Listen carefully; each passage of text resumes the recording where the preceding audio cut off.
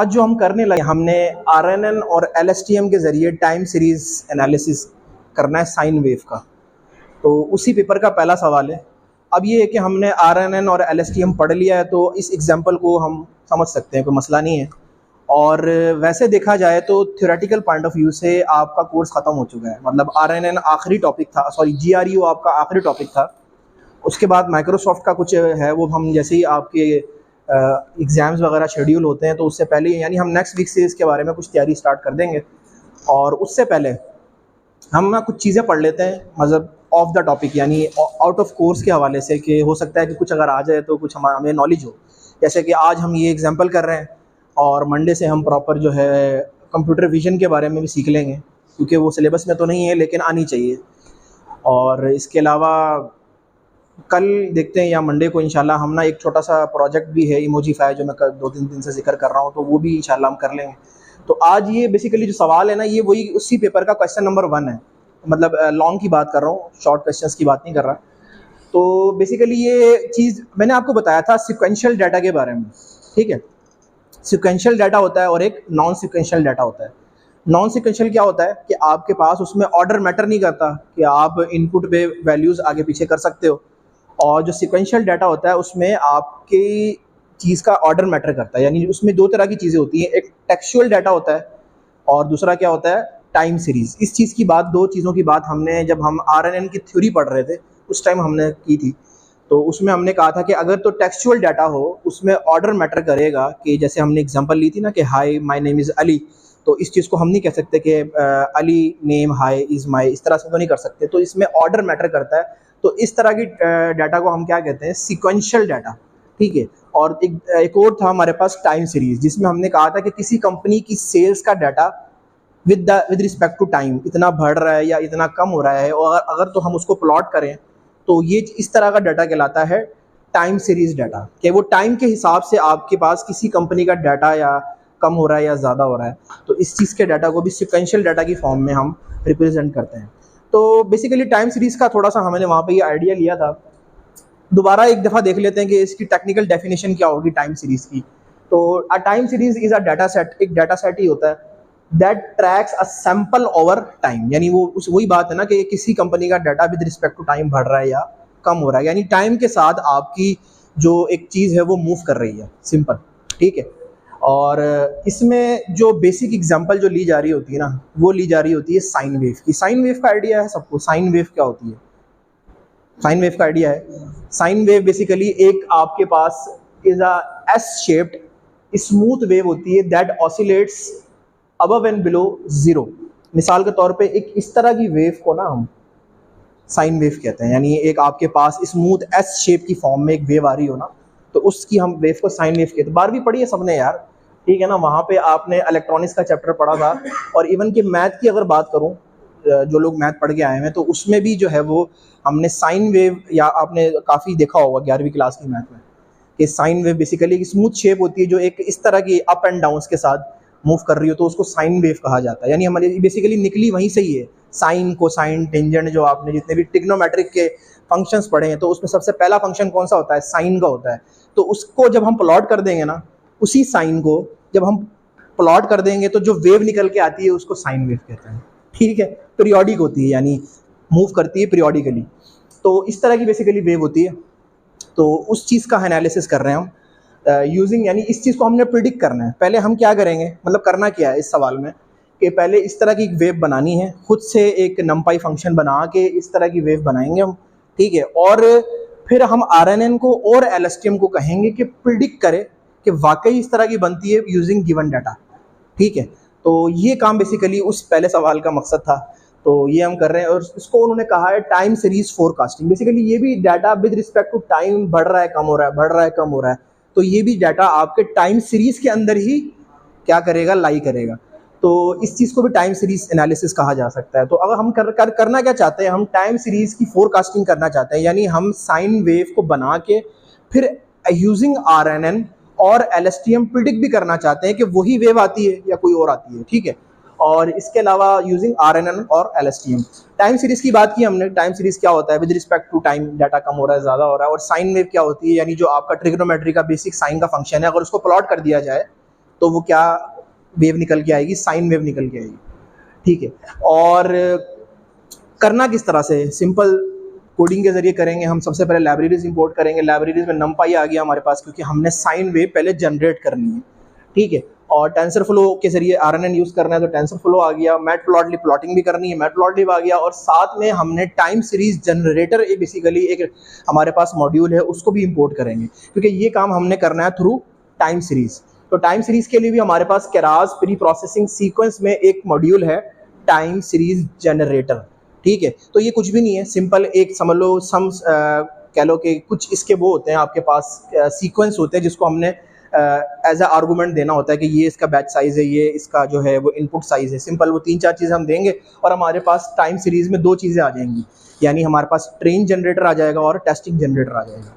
ठीक है, तो इसके ज़रिए हम इस चीज़ को कर सकते हैं। स्टार्ट करते हैं, आगे समझ आ जाएगा आपको, इतना मुश्किल नहीं है। सबसे पहले हमने क्या करना है, हमें एक साइन वेव बनानी है।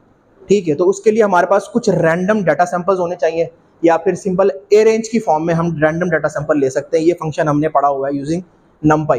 तो हम क्या करेंगे, एक बनाएंगे वेरिएबल xstring के नाम से, उसमें numpy का ए रेंज फंक्शन के जरिए हम क्या कर लेंगे, पहली वैल्यू 0 और आखिरी वैल्यू 100 और 0.5 के डिफरेंस से हमने इतने सैंपल्स बना लिए।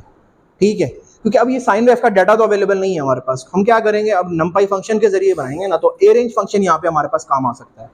तो हम क्या करेंगे, उस ए रेंज फंक्शन को बाद में numpy का एक साइन फंक्शन है, ये साइन बेसिकली वही साइन कोसाइन वाला है, और इसको यहाँ पास कर देंगे तो ये सारे सैंपल्स जो है ना उसको साइन वेव में कन्वर्ट कर देगा। ठीक है, इतना सा काम था, इतना मुश्किल नहीं था।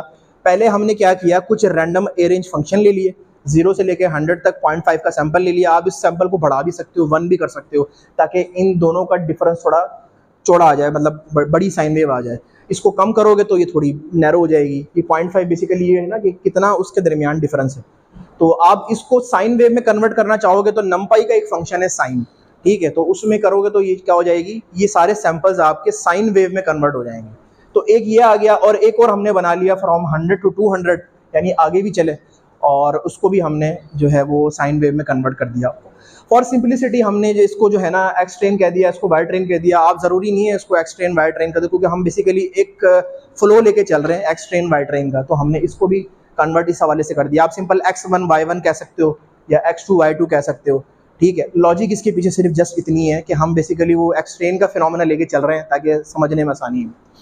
तो ये बेसिकली एक साइन वेव बन गई है। ठीक है, और उसके बाद अगर लेंथ चेक करनी हो तो ऑब्वियसली लेंथ हम देख सकते हैं कि चारों के हमारे पास क्या होंगे, 200-200 उसमें सैंपल्स मौजूद हैं। इस टाइम ये हमारे पास 1D अरे है। ठीक है, नॉर्मली हमारे पास क्या होता है, 200 होते हैं और आगे यानी रोज और कॉलम्स होती हैं, तो हमारे पास एक 2D अरे सामने आती है। नॉर्मली इस टाइम हमारे पास 1D अरे है। ठीक है, तो अब क्या करना है, सबसे पहले इसको प्लॉट कर लेते हैं। अभी प्रिडिक्शन नहीं की हमने, सबसे पहले हमने साइन वेव बनाई। ठीक है, यूजिंग मतलब सैंपल्स ए रेंज फंक्शन के जरिए उसकी लेंथ चेक की है। अब इसको प्लॉट कर लेते हैं पहले। प्लॉट ये भी बेसिक काम ही है जो numpy और मैटप्लॉटलिब के जरिए हमने किया है। फिगर का साइज रख लिया। फिगर का साइज रखना इसलिए ज़रूरी है ताकि वो आपके पेज से बाहर ना चली जाए, तो ये साइन वेव तो हमारी काफ़ी बड़ी बनेगी ना, तो और इसलिए हमने फिगर का साइज़ दे दिया 9 का और 3 का, यानी ज़्यादा साइज़ नहीं है। आप 16 9 भी दे सकते हो, 12 9 भी दे सकते हो, वो मर्ज़ी है आपकी। मैंने 9 और 3 का साइज़ दिया हमारी LCD के हिसाब से है। ठीक है, और उसके बाद इसको प्लॉट करना है। सिंपल हमारे पास प्लॉट की कमांड मैटप्लॉटलिब में मौजूद है, और एक्स ट्रेन वाई ट्रेन, ये LW क्या है, लाइन की विड्थ, यानी कितनी मोटी होनी चाहिए, 2 दे दिया मैंने, और लेबल उसको दे दिया ट्रेन लेबल। ठीक है, और उसी के बाद जो दूसरा सैंपल है उसको प्लॉट कर लेंगे, उसमें एक्स टेस्ट वाई टेस्ट, और लाइन की विड्थ भी 2 होगी यहाँ पे हमारे पास, और लेबल जो है वो हमने क्या दिया कि ये हमारा टेस्ट डाटा है। तो अब देखा जाए तो सिंपल लेजेंड सबको पता है लेजेंड क्या होता है, कि वो साइड पे जो 2 वैल्यूज आ रही होती है उनको लेजेंड कहा जाता है। उसकी लोकेशन मैंने अगर चेंज करनी है तो मैंने लोकेशन जो दी है बेसिकली दोनों लेजेंड्स इस एक्सट्रीम कॉर्नर पे आ जाएंगे। ये लोकेशन लोअर लेफ्ट पे जाके, तो जब भी लेजेंड अगर आप ये चीज़ खाली छोड़ दोगे ना, मतलब एम्प्टी, तो वो डिफ़ॉल्ट ले लेगा। डिफ़ॉल्ट कहाँ पे आती है, डिफ़ॉल्ट हमेशा यहाँ पे आती है या फिर यहाँ पे आती है। ठीक है, लेकिन अगर हमने लोकेशन बता दी कि नहीं लेजेंड लोअर लेफ्ट पे आने चाहिए, तो वो आपकी मर्जी से उसकी पोजीशन भी चेंज हो सकती है। तो ये हम एक काम कर लेंगे, फिर प्लॉट को शो करवा देंगे, तो हमारे पास इस तरह की एक साइन वेव बन जाएगी। इसमें 0 से 100 तक के ये वाले सैंपल्स हैं, और 100 से आगे 200 तक के ये वाले सैंपल्स हैं। तो सिंपल अभी कुछ भी नहीं किया, numpy फंक्शन यूज़ किया है, उसमें साइन वेव बनाई है और उसको प्लॉट किया है। ठीक है, यहाँ तक समझ आया, इजी काम था हमारे पास ये। अब क्या करना है, मैंने आपको यहाँ बताया था कि ये अभी 1D अरे है। सबसे पहले तो इसको 2D अरे में कन्वर्ट करो। ठीक है, उसके लिए हमारे पास क्या है, रीशेपिंग की कमांड होती है और हम अक्सर दफ़ा यूज़ करते हैं इसको। तो कैसे कन्वर्ट करेंगे, हमने एक अपनी मर्जी से एक नंबर ऑफ फीचर्स ले लिए इसके, उसको कह दिया 1। ठीक है, और आगे लेंथ ऑफ वाई ट्रेन को और लेंथ ऑफ एक्स ट्रेन को हमने क्या कह दिया, सिंपल कॉमा। यानी ये भी होगा क्या, ये जो आपकी 200 की जो अरे है यहाँ पे अभी 1D में है, वो यूजिंग सपोज फीचर n1 उसके साथ क्या हो गई 201 और 201 में कन्वर्ट हो गई। ठीक हो गया। तो अब ये क्या है, हमारे पास दो वैल्यूज आ गई हैं, ट्रेन सीरीज और टेस्ट सीरीज के नाम से इसको हमने खुद से वेरिएबल दे दिया है। अब क्या करेंगे, इसका एक टाइम सीरीज जनरेटर बनाएंगे। ठीक है, तो उसके लिए क्या करना है, हमने कमांड ये वाली यूज़ करनी है जो हमने यहाँ पे इंपोर्ट की है, टाइम सीरीज जनरेटर। मैंने बताया था इसमें हमने कुछ चीज़ें पास करनी है, जैसे कि मिसाल के तौर पे ट्रेन जनरेटर के नाम से हमने बनाया वेरिएबल, यहाँ पे बनाया उसका ऑब्जेक्ट। ऑब्जेक्ट के अंदर हम क्या करेंगे, कुछ आर्गूमेंट पास करेंगे। पहला आर्गूमेंट ट्रेन सीरीज, क्योंकि दो दफ़ा हमारे पास यहाँ पे एक्स और वाई को तो हमने यहाँ पे रीशेप कर दिया ना, तो अब क्या करेंगे, ट्रेन सीरीज को 2 बार लिख देंगे यहाँ पे। ठीक है, ताकि वो आपका ट्रेन और टेस्ट वाला कॉन्सेप्ट क्लियर हो जाए। और उसके बाद लेंथ देनी होती है, ये लेंथ अपनी मर्जी से हम दे सकते हैं। मैंने फॉर सपोज के 20 दिए, आप 30 दे देना, 25 भी दे सकते हो। और सैम्पलिंग रेट 1, स्ट्राइड 1 और बैच साइज 10 का। ठीक है, ये भी अपनी मर्जी से दे सकते हैं। मैंने बाय डिफॉल्ट ज़्यादा उसको हैवी नहीं किया, 1, 1 और 10 की मैंने कमांड ली है। और ये सारे नंबर जो है ना, आप अपनी मर्जी से दे सकते हो कि वो कितनी बड़ी और कितनी छोटी बने। ठीक है, एक लेंथ 20 इनफ थी हमारे लिए, और ये सैम्पलिंग रेट 1, स्ट्राइड भी 1 की ले ली बाय डिफॉल्ट, और बैच साइज जो है वो 100 का दे दिया मैंने यहाँ। तो बेसिकली इस तरह से ना ये टाइम सीरीज जनरेट हो जाती है हमारी। ठीक है, किस पे, ट्रेनिंग डाटा पे। इसी तरह से टाइम सीरीज को जनरेट करना है टेस्टिंग डाटा पे, तो वही सेम प्रोसीजर है। टेस्ट डाटा का बनाया वेरिएबल, टाइम सीरीज जनरेटर, और दो बार हमने टेस्ट सीरीज पास कर दी, और सेम वही चीज़ें लेंथ 20। मतलब यहाँ पे ख्याल रखना है जो यहाँ दिया आपने, बस इस चीज़ का ख्याल रखना है। यहाँ पे अपनी मर्जी से सपोज कर सकते हो, लेंथ 25 ले लिया आपने, कोशिश करना सैम्पलिंग रेट 1 का ही रखना, और स्ट्राइड 1, क्योंकि ज़्यादा करोगे तो वो हैवी हो जाएगी। और बैच साइज भी नॉर्मली 10-20 का रख सकते हो आप। तो जो चीज़ यहाँ दी है वही आपने टेस्टिंग डाटा पे देनी है। तो दो हमारे पास टाइम सीरीज जनरेटर बन गया है। अब ये है कि जब हम अपना मॉडल ट्रेन करेंगे ना, तो वहाँ पे हमें ट्रेन और टेस्ट दोनों देने की ज़रूरत नहीं है। हम खाली ये दे देंगे ना, अगर ट्रेन डाटा, नॉर्मली क्या होता है जब फिट करते हैं हम, मॉडल डॉट फिट, आगे ब्रैकेट में लिखते हैं एक्स और वाई, यानी अगर ट्रेन की बात की जाए तो ट्रेन और टेस्ट, एक्स ट्रेन और एक्स टेस्ट, इस तरह से करते हैं ना। तो अब हमने क्या किया, पहले टाइम सीरीज बना ली है, उसमें 2 बार वैल्यू को पास कर दिया, तो जब हम फिट करेंगे तो एक दफ़ा ही वैल्यू देने की ज़रूरत है। इस पर फिट कर लेंगे, इस पर प्रिडिक्शन ले लेंगे। ठीक हो गया, ये चीज़ समझ आई है। अच्छा, अब क्या करना है, अगला स्टेप होगा आपका मॉडल तैयार करने का। मॉडल वैसे ही तैयार होगा जैसे हमने RNN का किया है। सिंपल, आपने केरास फंक्शन यूज़ करके इनपुट लेयर देनी है। इनपुट लेयर वही 201 की जो यहाँ हमने सेट की है रीशेप करके। ठीक है, और उसके बाद सिंपल RNN में आपने ये नंबर ऑफ न्यूरॉन्स पास करने हैं, 16, 32, 4। असल में ये एक रैंडम डाटा है, न्यूमेरिक डाटा है, तो इतना हैवी न्यूरॉन्स देने की ज़रूरत नहीं है। नॉर्मली हम यहाँ 32, 16 या 64 दे रहे होते हैं, वो भी दे सकते हो, एक्सेप्ट कर लेगा, गलत नहीं करेगा। लेकिन इतनी ज़्यादा हैवी डाटा नहीं है हमारे पास ये, तो इसमें 4 न्यूरॉन्स भी मैं अगर दे दूँ, या 6 भी दे दूँ, या 8 दे दूँ तो काफ़ी है। तो एक्टिवेशन फंक्शन ऑब्वियसली 10H ही होता है, क्योंकि RNN हमने डिस्कस किया था ये। और डेंस लेयर भी एक ही बनाने की ज़रूरत है, ज़्यादा फर्दर डेंस लेयर की ज़रूरत नहीं है। उसमें हमने एक वैल्यू पास की है, क्योंकि आउटपुट एक ही है हमारे पास, सिंगल आउटपुट आ रही है। और एक्टिवेशन फंक्शन यहाँ पे लीनियर होगा, क्योंकि ये हमारे पास कोई बाइनरी डाटा नहीं है, या फिर ऐसा डाटा नहीं है जिसमें हमने कोई इमेज को हमने प्रिडिक्ट करना है, या इस तरह से कोई नहीं है, क्योंकि ये हमारे पास एक सिंगल टाइम सीरीज डाटा है। और टाइम सीरीज डाटा में हमेशा जो फाइनल लेयर होती है उसका एक्टिवेशन फंक्शन लीनियर यूज़ होता है। ठीक है, और उसके बाद नाम रख दिया उसका ऑप्टिमाइज़र, वही एडम। लॉस यहाँ पे, अच्छा यहाँ पे आपके पास जो ऑप्टिमाइज़र के बाद लॉस है ना, वो आएगा मीन स्क्वायर्ड एरर, क्योंकि मैं बार बार बता रहा हूँ कि ये आपका डाटा कौन सा है, एक टाइम सीरीज, यानी एक सिंबल, आप ये कह लो कि ऐसा डाटा है जो कि with respect to time change हो रहा है। ठीक है, तो आपके पास यहाँ पे जैसे हम उसमें करते हैं रिग्रेशन में लॉस क्या रखते हैं हमेशा, मीन एब्सोल्यूट एरर रखते हैं या मीन स्क्वायर्ड एरर रखते हैं। ठीक है, तो उसी तरह का एक डाटा है आपके पास, लॉस आपके पास आ जाएगा मीन स्क्वायर्ड एरर। और एक्यूरेसी नहीं होती, ये मैंने बताया था आपको रिग्रेशन में, कि रिग्रेशन एनालिसिस में जब हम न्यूरल नेटवर्क्स में आते हैं ना, तो हमारे पास एक्यूरेसी नहीं होती, उसका लॉस ही चेक हो रहा होता है हर स्टेप पे। तो वो क्या करता है, लॉस चेक करके ला के दे रहा होता है। तो ये लॉस आ गया, लॉस आने के बाद रिटर्न कर दिया मॉडल को, उसका ऑब्जेक्ट बना लिया, समरी आ गई। समरी कुछ इस तरह की आ जाएगी कि आपके पास पहली लेयर RNN की है, फिर डेंस की है, और पैरामीटर्स कैलकुलेट हो जाएंगे, और फाइनली आपने फिट करना है। अब फिट करने के बाद जैसे मैंने बताया था कि ये बना चुके हैं हम ऑलरेडी, तो अगर हम खाली फिटिंग के दौरान ट्रेन जनरेटर ही देंगे ना, तो इनफ होगा हमारे लिए। इपॉचेस मैंने यहाँ पर 25 रखे हैं, आप 30 रख लो, 20 रख लो, मर्जी आपकी।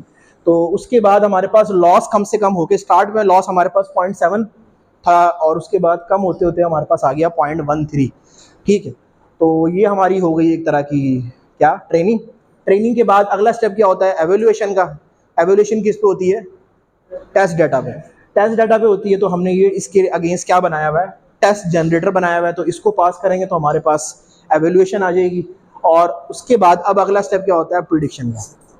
प्रिडिक्शन भी हमारे पास कोई अभी डाटा मौजूद नहीं है कि हम बाहर से लेके आए, तो प्रिडिक्शन भी हम किस पे लेंगे, टेस्ट डाटा पे लेंगे। ऐसा ही होता है ना कि हमारे पास जो एक्स ट्रेन होता है और एक्स टेस्ट जो होता है, हम क्या करते हैं, जो टेस्टिंग वाली वैल्यूज़ होती हैं उस पर हम प्रिडिक्शन कर लेते हैं। अगर कोई हमारे पास डाटा बाहर से अवेलेबल ना हो, तो हम प्रिडिक्शन भी क्या कर लेंगे, टेस्ट जनरेटर पे ले लेंगे। तो उसको एक नाम दे देना परेट्स जनरेटर का, या कुछ भी दे देना जो दिल करे।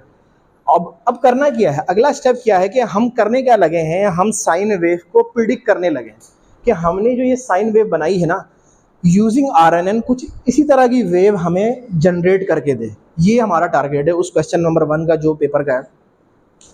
तो अब करना क्या है, सिंपल वही काम है सारा। पहले हम क्या करेंगे, एक रैंडम हम एक अरेंज फंक्शन बना लेंगे, वही जो हमने यहाँ बनाया। अब प्रिडिक्शन हम कहाँ लेना चाह रहे हैं, मैं चाह रहा हूँ प्रिडिक्शन जो ये आगे वाला सैंपल है ना, जो हमने 100 से 200 का बनाया था, इसके ऊपर प्रिडिक्शन लूँ, मतलब उसी के ऊपर वेव बन के आ जाए, ताकि पता चले कि कितना एग्जैक्ट उसने प्रिडिक्ट किया है। तो उसके लिए मैंने क्या किया, दोबारा ये वैल्यू पास की है 200 से लेके, सॉरी 110 से लेके 200। 100 क्यों नहीं ली, यहाँ पे तो 100 लिए मैंने। 10 का मार्जिन इसलिए रखा है कि अगर फर्स्ट करो प्रिडिक्ट सही ना हो, तो वो एग्जैक्ट स्टार्ट 100 से ना ले, थोड़ा आगे से ले जाके। तो इसलिए 10 वैल्यूज़ को थोड़ा सा आगे पास किया है, और फाइनल वही है, और 0.5 का सैंपल, यानी डिवाइड कितने हिस्सों में करना है उसको। अब आगे आप क्या करोगे, फिगर साइज, अगेन आपने फिगर साइज दिया है, और ये वही चीज़ें तो हमने पहले की हैं। 3 प्लॉट बनेंगे, अब पहले 2 बने थे, पहले ये वाला बना था और इसके साथ वाला ये बना था। अब हम क्या करने लगे हैं, सिंपल पहले पहला प्लॉट बनाएंगे, दूसरा प्लॉट बनाएंगे, वही चीज़ें, X train, Y train, line की विड्थ आ गई है, लेबल दे दिया। तीसरा जो प्लॉट बनेगा ना, उसमें प्रिडिक्ट का ये वाला होगा, और उसके बाद इसके ऊपर ही हमने क्या करना है, ये वाला जनरेट कर देना है, लेकिन इसकी लाइन का स्टाइल चेंज कर देंगे। पहले लाइन का स्टाइल क्या था, कॉन्टिन्यूस, इसको हमने कर दिया डॉट की फॉर्म में, ठीक है, और आगे लेबल दे दिया, और लाइन की विड्थ 2 दे दी, थोड़ा सा कलर चेंज कर दिया, मैजेंडा रख दिया, ताकि जो लाइन हमारी मेन लाइन थी वो हमारी जो आपकी आएगी ना, वो ऑरेंज कलर की आएगी। तो ऑरेंज कलर पे जो मैजेंडा कलर है वो आपको ज़रा क्लियर नजर, आप रेड रख लेना ताकि डॉट्स नज़र आ जाएं आपको, ठीक है। और उसके बाद जब टाइटल, वही साइन वेव की प्रेडिक्शन हो रही है, फॉन्ट साइज़ क्या होना चाहिए, और लेजेंड वही लोअर लेफ्ट पे आने चाहिए, शो करवाओगे। तो ये वही चीज़ है जो यहाँ बनी है। ये जो डॉट्स आ रहे हैं ना, ये डॉट्स वो डॉट्स हैं जो RNN ने प्रिडिक्ट करके दिए हैं। अब इसने एग्जैक्ट प्रिडिक्शन नहीं ली, इसने क्या किया, यहाँ पे इतना हिस्सा जो है ना वो छोड़ दिया, बिलो और अप, ठीक है। तो ये चीज़ कवर हो जाती है यूजिंग LSTM, क्योंकि इसके पास शॉर्ट टर्म मेमोरी है, उसके बाद लॉन्ग टर्म मेमोरी है।